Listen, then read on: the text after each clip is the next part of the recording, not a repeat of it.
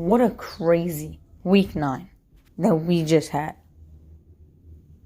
But moving to week 10 has the chance to be even more wild and chaotic than week 9 was, even with the upsets that we saw.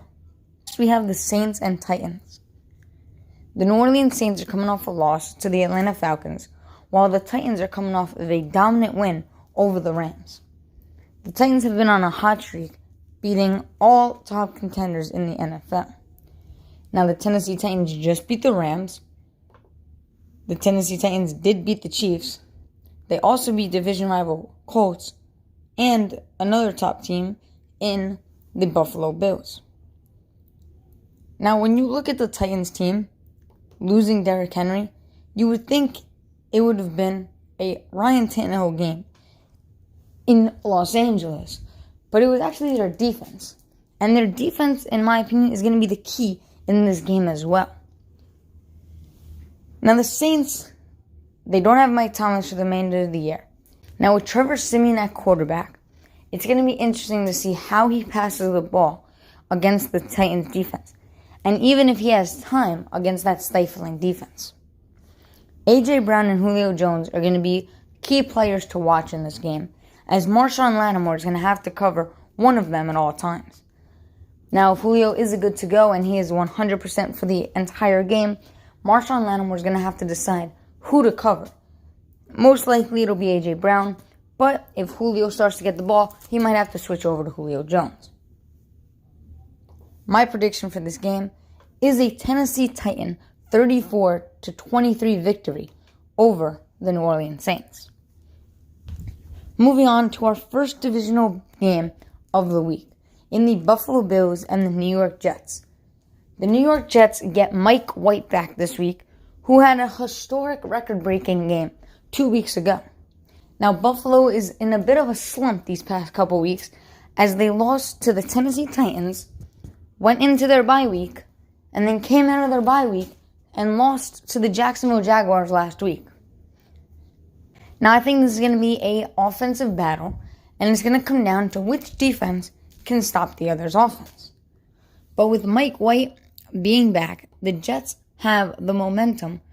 Buffalo does not have any momentum these past couple weeks, and that's why I have the New York Jets upsetting the Buffalo Bills in a close 20-17 game. Now we have the Lions and the Steelers. The Detroit Lions are the only winless team in the NFL. The Lions are heading to Pittsburgh, and DeAndre Swift has been the only bright spot for that team. As for Pittsburgh, they did get news that Chase Claypool is injured.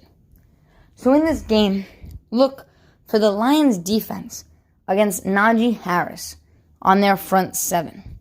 It's going to be interesting to see how they stack the box and when they blitz Big Ben. Now, in this game, I have the Pittsburgh Steelers getting a 35-10 victory over the Detroit Lions. Moving on to our second divisional battle, the Jacksonville Jaguars and the Indianapolis Colts.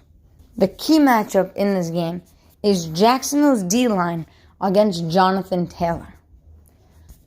Another key opponent is Carson Wentz and Trevor Lawrence, both with nagging injuries. They both do, however, look like they're going to get the nod and the start this week, but it's going to be something to watch and see how their injuries are monitored throughout the game. Now, with Jonathan Taylor being as unstoppable as he is, and Carson Wentz finding Michael Pittman deep down the field, I have a Colts 20-13 victory over the Jacksonville Jaguars. Next up, we have the Tampa Bay Buccaneers versus the Washington Football Team. Antonio Gibson has had a nagging injury for multiple weeks and has not been up to his full potential. Taylor Heinicke's not been able to find Terry McLaurin as much as he should. And for the Bucs, Tom Brady has looked phenomenal even at the age of 44. Having Antonio Brown, who's been out, Gronk, who's been out, and then you have Evans and Godwin. So even with those two injuries, he still had two top receivers in the NFL at his disposal. Now, if you do remember, in the playoffs last season, the Washington Football Team lost to the Bucs in the wild card game in a very close matchup. Now, that was Taylor Heinicke's coming out game where he dove for the pylon in what Chase Young pointed to the back of his jersey and said that that's their guy. Which is why I have the Washington football team upsetting the Tampa Bay Buccaneers in a narrow 23-21 victory. Next, we have the Cleveland Browns taking on the New England Patriots. Now, Cleveland did receive some news about their running backs testing positive for COVID-19. Nick Chubb being the biggest one. Now, Nick Chubb has been one of the best running backs in the league, and some may argue he's been the best running back in the league. Now, Baker Mayfield has a new favorite target in Donovan Peoples-Jones, and it's going to be interesting to see how the Patriots defensive backs guard both him and Jarvis Landry. Now, for the Patriots, Mac Jones has been one of the better rookie quarterbacks this season and will look to continue his stardom for the Patriots. Now, the Patriots look like they made the right choice at number 15 and have their franchise guy and their Tom Brady replacement for multiple years since Mac Jones is only a rookie. Now, with that being said, I have the Cleveland Browns getting a 27-23 victory over the New England Patriots. Now, let's take a look at the Falcons and Cowboys. Cowboys lost to the Broncos last week in what was a 30-0 game, which led to Cowboys scoring 2 garbage time touchdowns. Now, the Falcons did upset the New Orleans Saints as well, so this could be a momentum type game. The Falcons have the momentum, and Dallas does not right now. Dallas's defense is going to be looking towards Cordell Patterson and Kyle Pitts, Matt Ryan's 2 number 1 targets. Patterson had 6 receptions for 126 yards last week, including the game-sealing long pass at the end of the game. Kyle Pitts has emerged as the Falcons' number 1 receiving option when Calvin Ridley stepped away. Now, as for Dallas, they aren't looking too hot right now, and they looked flat-footed last week.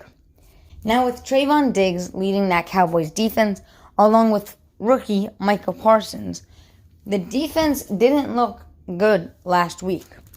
Teddy Bridgewater was able to pass all over that Cowboys defense, and their running backs were able to rush all over them. And that is why I think the Falcons, led by Cordell Patterson and Kyle Pitts, will get a 30-27 victory over the Dallas Cowboys. Now let's move on to the Arizona Cardinals and the before-mentioned Carolina Panthers. Now, Arizona was without Kyler Murray, A.J. Green, DeAndre Hopkins, and J.J. Watt last week, and was still able to beat division rival 49ers 31-17. Now, as for the Panthers, they didn't look good against the New England Patriots. Now, we just talked about Sam Darnold and how he looked pretty bad last week. So now going up against that Arizona defense and that Panthers defense who could be without Brian Burns after suffering an injury against the Patriots, and even if Kyler can't go, and it's going to be Colt McCoy leading the Arizona Cardinals, I'm going to still give the Arizona Cardinals the edge in that game. Now, with Chase Edmonds being injured and James Conner having to step up and Eno Benjamin having to step up, it could be a passing game for the Cardinals if Kyler can go. But if Kyler can't go, look to Eno Benjamin and James Conner to lead that offense. Now, I do have the Arizona Cardinals getting a convincing 24-9 victory over the Carolina Panthers. Next, we have the Minnesota Vikings and the Los Angeles Chargers. Now, the Chargers went into Philly and beat the Eagles last week, led by Justin Herbert and converting on multiple fourth downs.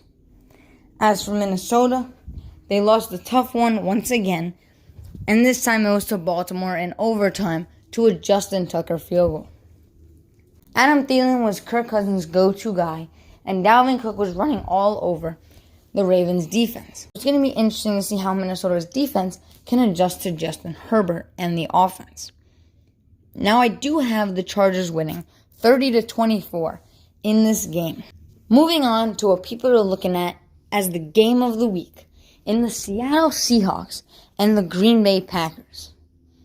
Now this is Russell Wilson's return game after being sidelined with a finger injury. Russell Wilson got the pin out of his finger and is good to go for this game.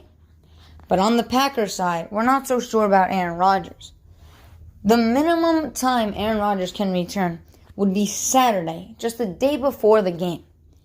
Now Aaron Rodgers would still have to monitor his health, get back into the game plan, and be ready to go Sunday. Rodgers spoke on this on the Pat McAfee show and said there's a very small possibility that he won't play. Now, if Aaron Rodgers does go in this game, I have the Packers getting a 38-31 victory. I think it does come down to whether Aaron Rodgers is out there for the Packers or not. Now moving on to the Philadelphia Eagles and Denver Broncos. Now everybody's talking about Nick Sirianni's flower message to the team when he went out and talked about soil and fertilization in a press conference. Now as for Denver was able to get the run game going with the Eagles defense has been stifling though with Fletcher Cox and Javon Hargrave. Now although Denver did go all out against the Cowboys last week and the Philadelphia Eagles lost to the Chargers, it's gonna be very crucial in how the Eagles D-line can get pressure to Teddy Bridgewater and be able to stop Javonte Williams and Melvin Gordon. Now Tim Patrick showed out, so Darius Slay might be looking Tim Patrick's way for the majority of this game. Now on the Eagles offensive side, their run game has been going in the goal line with Jordan Howard and Boston Scott. So Denver's going to have to get after the Eagles' run game. Now, in this game, I do have the Philadelphia Eagles getting a 27-20 victory over the Denver Broncos. Let's talk about Sunday Night Football. Sunday Night Football includes a divisional battle between the Kansas City Chiefs and the Las Vegas Raiders. Now, the Las Vegas Raiders have been revolving around news story after news story after news story between John Gruden and then Henry Ruggs. And it looked like all that finally caught up to the Raiders last week when they lost to the New York Giants.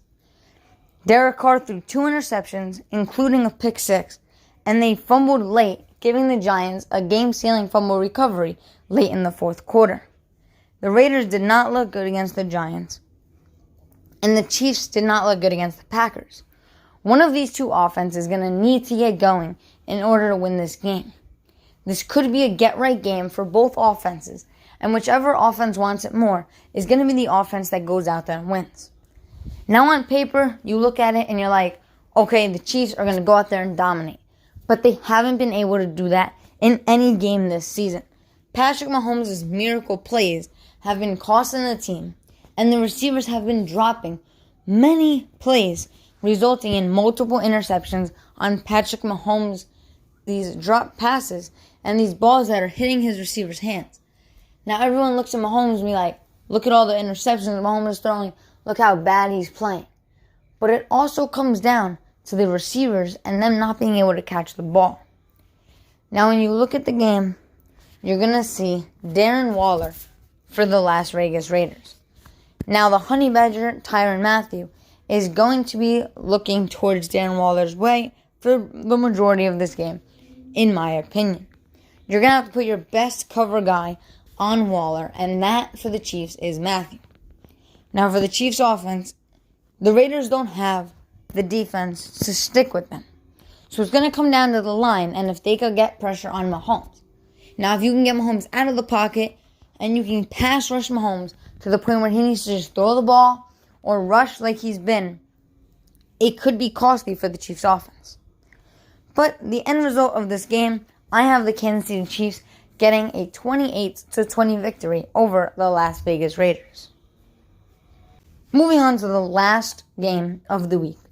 Moving on to Monday Night Football, which is another divisional battle between the Los Angeles Rams and the San Francisco 49ers. Neither team looked good last week. Jimmy Garoppolo could be looking towards the bench to see if Trey Lance is coming out anytime soon. And Matthew Stafford needs to fix the mental errors that he made last week, throwing not one but 2 interceptions, including a pick 6 early in the game. Now, the Rams offense shied away from the run last week, which hurt Darrell Henderson, who's been a key offensive player for the Rams. Now, if the Rams want to win this game, they're going to have to get Henderson more involved in the game, even though they're going against that San Francisco 49ers defense with Nick Bosa on the line. For the 49ers, we saw Brandon Ayuk finally show up this season. And if Deebo Samuel is 100% healthy, which he's dealing with an injury right now, and George Kittle coming back in his first game last week, George Kittle, Deebo Samuel, and Brandon Ayuk on the offense could be in for a treat this week, as the Rams defense, led by Aaron Donald and Jalen Ramsey, and new acquisition Von Miller, could be looking to stifle them. I have the Los Angeles Rams getting a 34-24 victory over the San Francisco 49ers. Now, Week 10 is going to be very interesting to see. So let's see how all these games play out this week.